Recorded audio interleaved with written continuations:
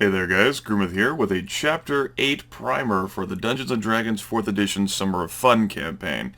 As the party had a week of downtime between the end of last chapter and the beginning of this one, slated in less than a half hour.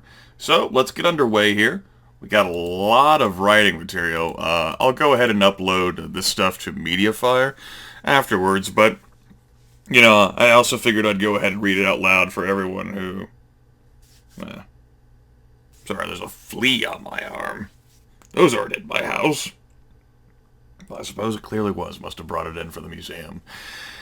Anyway, let's go ahead and get underway. After the party leaves Thistletop on day 0, it's time for Saloro Soreasu to begin compiling every stitch of Arcana within Thistletop, rolling a skill check myself for another Tetris floating disc resulted in 12 plus 13 equals 25. So the disc will last for 24 hours and can carry 1,000 pounds of material.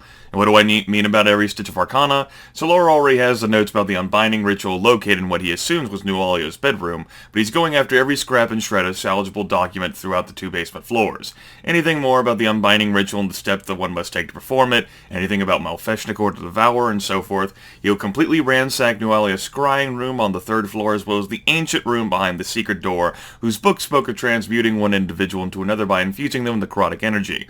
Any curious material that Saloro thinks he can repurpose into another Arcana ritual or get use out of by studying in Sandpoint later, Saloro will pile it on the disc through a collection of chests, bags, and rucksacks you will undoubtedly find not just on the fort layer, Thistletop, but the first underground layer as well. There may not be much of a market for such items at Sandpoint, but it will give Saloro something to do.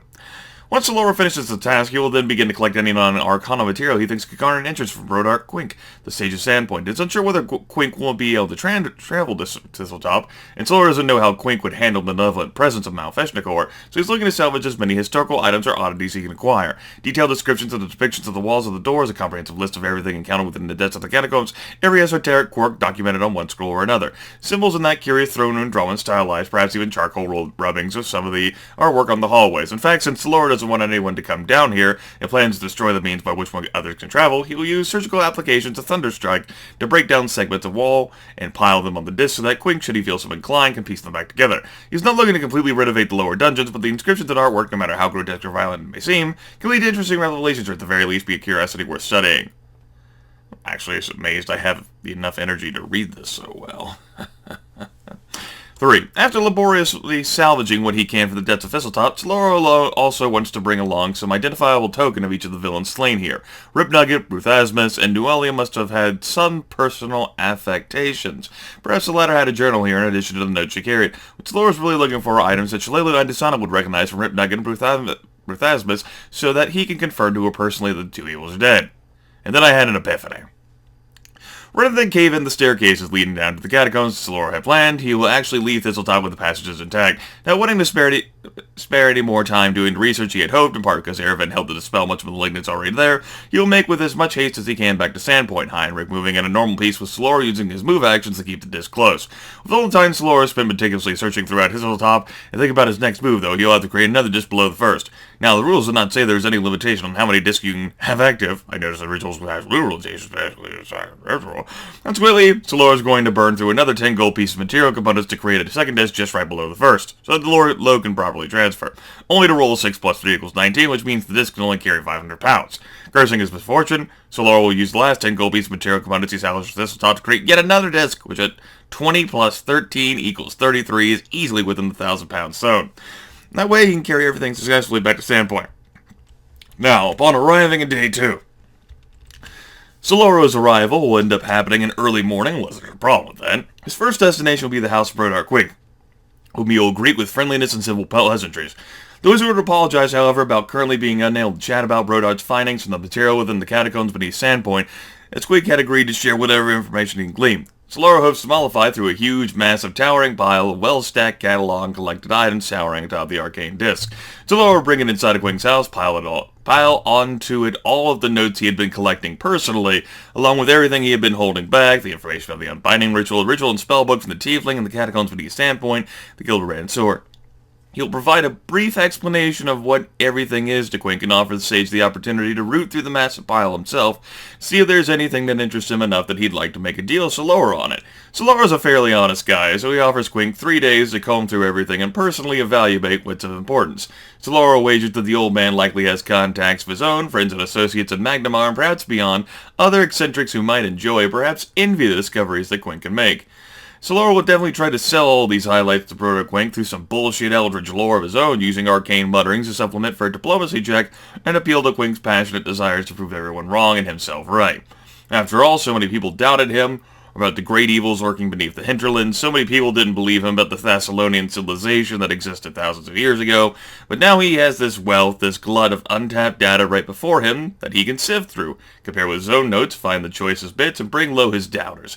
To that end, Saloro crushes the Arcana check, replacing his diplomacy at 20 plus 13 equals 33, which perhaps might not even confuse or daze Quink at all, but instead impress him and have him nodding readily in agreement because someone finally understands him in his dreams. Saloro won't add any detail Quink asks for it, but the wizard will apologize because he's in a hurry of his own.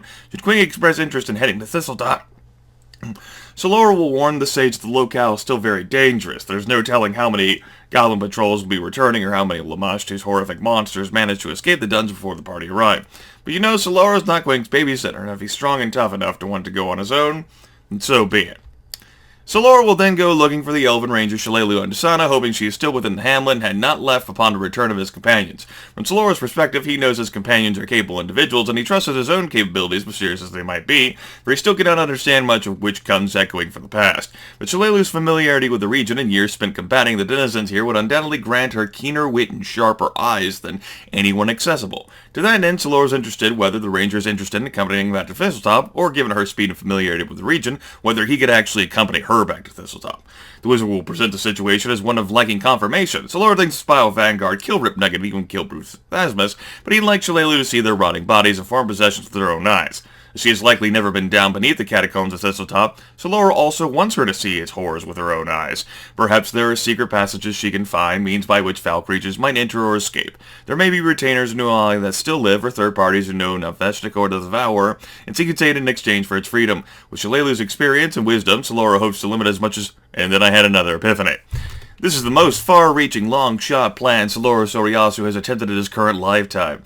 Saloro knows that Nuali to some extent had been corrupted and influenced not just by Lamashtu, but by Malfeshnikor to devour as well. The demon trapped beneath the ancient tunnels beneath Thistletop is a being of such strength that it had to be imprisoned rather than slain, and while the Spiral Vanguard may have excised the latest threat to the Sandpoint hinterlands, Malfeshnikor's existence not only threatens the region but all Varisia as well.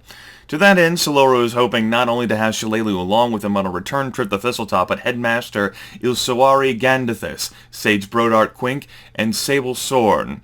Why? Ilsawari Gandithis is clearly a former adventurer of some renown and experience. While he may see his adventuring days behind him and not wish to leave the comforts of Sandpoint's tiny hamlet, his years of wisdom and decisive intellect are as useful now as they've ever been. Brodart Quink has ancient knowledge and lore gleaned from a lifetime in pursuit of it. While he may be eccentric and perhaps exaggerating what actually occurred, he would be the best source of ancient information. As for Sable Sorn, Saloro is not that familiar with her beyond her being a devout woman, but given his ties to her, he'd trust her for advice on this matter more than he would Father Xantus. The problem is that Saloro doesn't know anything about Malfeshnikor, nor does he know everything about unbinding rituals, and more specifically, the one currently containing the demon. Saloro thought the creature was far beyond anyone in his party, including himself. And while it might be unfair to judge the creature solely based on how it looks and sounds, he's not afraid to engage in racial profiling if it means saving countless lives. Who or what is Malfeshnikor? Is there anything in the textbooks about this particular creature? Has the Devourer had a long impact on Varisia throughout the millennium? What can it do within the circle? What could it do if released? Saloro's not expecting there to be anything that could be found on how to stop or kill the creature outright, likely why it's in prison in the first place, but the magic circle containing it? How vulnerable is that? If someone found the circle once, then they could do it again. Whether anyone likes it or not, goblins or other nefarious creatures could easily move back into the decimated fort and fix it back up. Could the demon talk to creatures all the way on the ground floor? What all would be involved in unbinding the circle? And how easy is it to do? Saloro doesn't know whether destroying the staircases would be good enough. There might be secret passages that Shalelu would be able to identify. Already there is a clear gaping hole. I just actually want to make sure my voice is transferring. like close to 10 minutes through. Like, oh, maybe I should check that. What would be involved in unbinding the circle and how easy is it to do? Saloro doesn't know whether destroying the staircase would be good enough. There might be secret passages that Shillelagh would be able to identify. Already there is a clear gaping hole leading into the Varisian base, so anything could sneak in. Is Saloro going to have to somehow engineer a collapse of the ancient catacombs? Would that destroy the magic circle containing Malfeshnakor?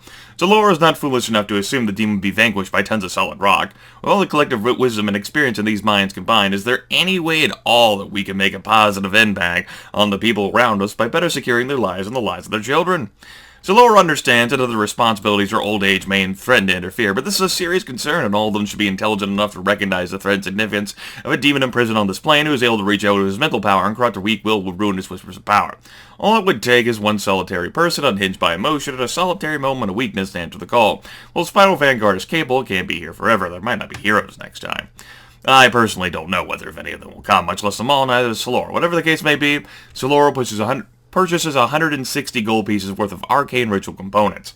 He also purchases the arcane lock ritual as well as the undead ward ritual. Saloro will, upon returning to Thistletop, use 25 gold piece components he just purchased to cast the arcane lock ritual upon the door leading to Malfeshnakor's room. Arcane lock is in the player's handbook, but I provided basically an excerpt for him to basically create a permanent lock on the door that would have to be broken through something like a thievery check or a strength check. And it remains forever until someone manages to open the door. Unfortunately, Saloro did not roll very well. 4 plus 18 equals 22, nothing more than a speed bump. I then pulled out rules about ritual assistance for up to 4 additional people, and Saloro invited up to 4 additional people. After the wizard lock, magic circle being cast, which is another ritual in the player's handbook, one that Saloro picked up for free, courtesy of becoming a level 5 wizard and having 2 new rituals. There's a description for that. Again, along with Saloro's effects and results. And yet another ritual being cast, which is not from the player's handbook, Undead Ward, which is essentially like a magic circle, but only targeting undead creatures in particular. You can actually either make it a circle or draw a line with it. So, you have a magic lock, protected by an ancient circle, which can block all manners of creatures, and you have the magic circle blocked by an undead ward. After these 3 rituals are complete, Saloro plans on demolishing as much of Thistletop as possible. It'll take a while, but he's capable of long-term physical destruction through the thunder damage he deals with Thunder Wave, and as it is an at-will power, he can keep flinging it for hours. I think that much will be true no matter who travels with him. The intelligent casters and historical know-hows can study the remaining inscriptions and depictions that Saloro either would not or could not bring back on the disc, and they could also review the work Erevet and Saloro himself had done to try and disperse some of the foul energies imbued within the catacombs. Perhaps they can do more or better given their intense devotion to their craft. Brodar, I'm sure, would much love to experience and document the sites with his own eyes and his own notes before they were destroyed, and Shillelagh would be an undeniable asset in more ways than Saloro wants to spend the time describing, because his player knows the DM knows how useful Shillelagh is. Anyway, unless the brains can come up with a better solution than Saloro partially caving in corridors and destroying staircases and obscuring pathways, combination of Thunderwave and Mage Hand, or they outright advise him against it because such actions would make Malfeshnakor easier to free, and that is what the wizard shall be doing for 2 whole days to ensure as best as he can that he tried. He'll also note to everyone who came along with him that should he sense the arcane lock being broken, he will attempt to send word to them if he can, perhaps through small admiral couriers. Afterwards, return to Sandpoint, days 6 and 7. These days will be spent with a heavy measure of personal reflection and meditation. Saloro has been quite active over this short period of time, and the numerous experiences flooding into his mind, along with all the challenges he's been facing, have resulted in a sharp headache, the pulsing pain of his prior lives bursting onto the scene with the damned experiences he had been repressing for far too long. Flickers and echoes leap across his mind's eye and reverberate even while he is asleep. One nightmare, or was it real, has him chained to a stone wall in some dimly lit hell, his limbs being slowly sawn off by a vague warlord whose features he can't quite recollect, but the pain's still there. The creature lasts as little parts, one by one, are tossed into the pens of some gruesome pets who proceed to fight over the morsels. You love how I'm deadpanning this, right? Another dreamlike state has his body immobilized within the terrifying clutches of the Iron Maiden while he is suspended from a ceiling overviewing some hellish landscape, with just enough peripheral to see there are other torture devices just like his, occupied with others just like him. The welter of gore evident before his eyes, the haunting stretches of misery etched into every stitch of landscape, the foul harpies who flit from one victim to another, trained as they are with the ability to heal victims just like him so the suffering can continue. Yet still another memory fragment has him laying supine, all of his senses totally stricken from him, lost in an ink-black void of nothingness. These nightmares and others only deepen Saloro's weariness of the soul and give definition to the mental fatigue he feels every day. He was a failure every single time, losing his ability to affect the world around him, and he paid for it with a return to this coil, these shackles, where he must grasp for shreds of rotting power, where he must relearn it all again and try to build a better keep. He is not afraid of death because he cannot truly die. The deva has been stuck longer here than any of the others could begin to fathom, that even he himself could begin to fathom, save for the knowing haze at the edge of his consciousness. Still, how many more failures must he endure? Meditation and worship will, to some extent, mollify Saloro's self-loathing and prevent him from slipping deeper into brooding. However, I also assume that the demon himself had been hammering and raging about the futility of his actions and how he could use the demon's power to retrieve the awesome MacGuffin and acquired through Blottenham, if only he'd let it go. So it's possible Saloro's internal move hasn't improved much. Shopping time, and then I was done, because I didn't exactly know what the hell I needed to shop more, because I didn't know how much gold I would have.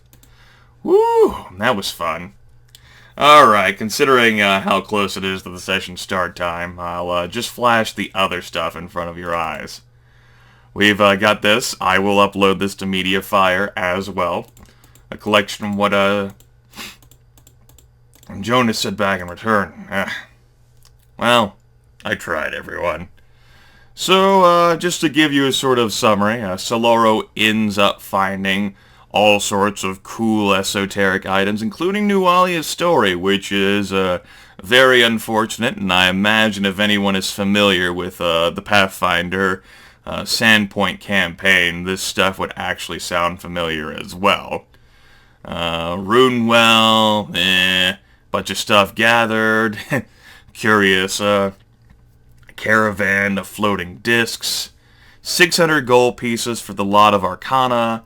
I managed to gather together the brightest minds of Sandpoint. They have a lot of insight into the situation, which if you're looking to know what Saloro knows, which is what I know, by all means, could be interesting for you to pause the video and take a read, or download from MediaFire yourself. And that's an approval of the ritual that I sought to get. Prove everyone was successful in their attempts to help cast the rituals. There's a bit of disagreement about the ideas of collapsing the tunnels, but in the end, that's actually what was done as well. Their Jonas is building off of the crazy meditations that Saloro saw, and an interesting final dream before Sheriff Hemlock slams open the tavern front door, calling for the Spiral Vanguard. And again, it'll actually be something I attach to the video description of MediaFire, or of course you could have paused the video there if you really wanted to and read it in your own. I imagine some folks would have much cared to read it on their own whenever I was going through the first document, because goddamn, I'm sure it's hard to understand me when I'm reading that fast.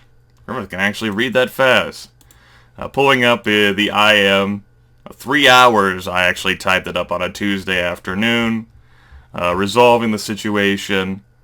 After I read through the document, I would definitely convince Headmaster Ganethus, and with my own vote basically say we're going to collapse the goddamn tunnels beneath Thistletop. So we did. I also talk about my character sheet, which you can end up reading there as well, and the magic items, which I'll end up showing you guys, and I'll even upload a document for them too. I have one of those. Okay. Let's see here. Saloro's new magic items. We have resplendent gloves, which looked very fucking useful. A screaming scarecrow, a utility item to help protect me, so I wouldn't have to use a ritual to try to do so. God damn it, Snapwave. We have a gray rain cloak, which was just some sort of cool esoterica. Whatever. Turn a cloak into 2 gallons of water, why not? And a robe of contingency, which also seemed, in particular, very handy. You know, if I'm bloodied and when an attack hits me, I can teleport 6 squares and use a healing surge. You know, it's unfortunate mistakes could happen, right? And finally, a brief review of the character sheet here, which I too will upload. Defense values have of course changed to the acquiring a magic shit, level 5. Level 5 also means being given a new daily power, which I used on Visions of Avarice, which should, you know, an unfortunate situation ever occur within the game, I may end up using that. You'll get a better sense of what it is. And of course, my various magic items and what they do. Alright folks, I hope this primer was of some use to you. It helped me wake up, which is good. But also made my throat a little hoarse before I even got started with the fucking session, so how about that? Take care everyone, hope you enjoy the session, and I will communicate with you in a future date. Bye-bye.